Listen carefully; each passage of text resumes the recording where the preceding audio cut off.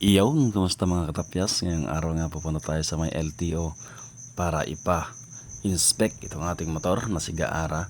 Ayan, maaga tayong umalis para syempre mabilis tayong makauwi. Tumambay tayo dito sa napakagandang spot na to at parang napakagandang mga isda ngayong araw. At nang madali na tayong pumunta, then inantay yung mga taga LTO para mag-inspect ng motor. At nung matapos nga, agad-agad na tayong umuwi.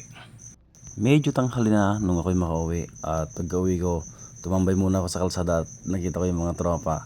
Nagkaya at kami biglang mangisda at nagbaon ng mga bigas dahil ang usapan namin sa kubo na kami magluluto kung meron man kaming mahuhuli.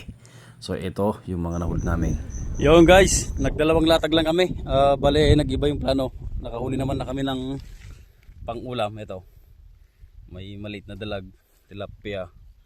Tapos silver, silap, malaki rin, mataba. Uwi na lang kami, doon na kami magsasaing. Siyempre alam nyo nang kasama noon. At dahil sobrang init nga doon sa ilog, minabuti na namin umuwi at dito na lang namin ituloy yung planong kakain.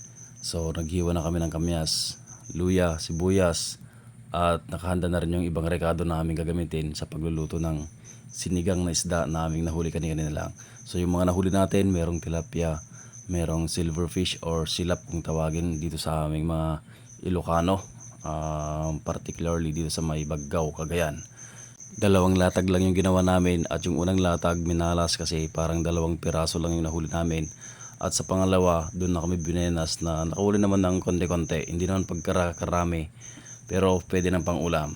So ayan, tinimpla na ni paring baldo ng rekado yung ating isda at yung nakapal naming tulya, balak na naming isama. So ayan na yung kinalabasan. Nagsama-sama na yung lasa ng silap, ng tilapia at ng dalag. Yan, kasama na rin syempre yung lasa ng tulya.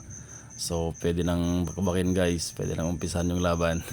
At ayan, bale 5 kaming pumunta, kaya lang yung isang kasama namin kanina hindi na siya nakapunta. Ewan ko kung masama yung pakiramdam.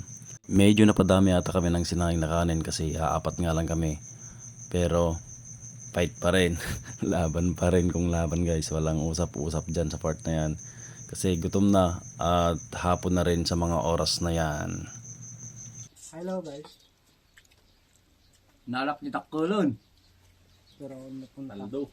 Kasi Paldo guys. Paldo guys atin eh pal. Paldo. Hindi dabugi na. Toy. Sumalang yung nabugi na yun. Nagsiatan. Pau. Yan. Sige guys, masen. fresh fish galing river yan. Paldo. Bro, paldo talaga. Sarap. Sarap magluto yung ano. Chef. At doon naman nagtatapos ang isang napakainit na araw dito sa probinsya. At sana supportahan nyo pa rin ako sa mga susunod nating mga videos guys. Salamat. Please follow me. Ingat!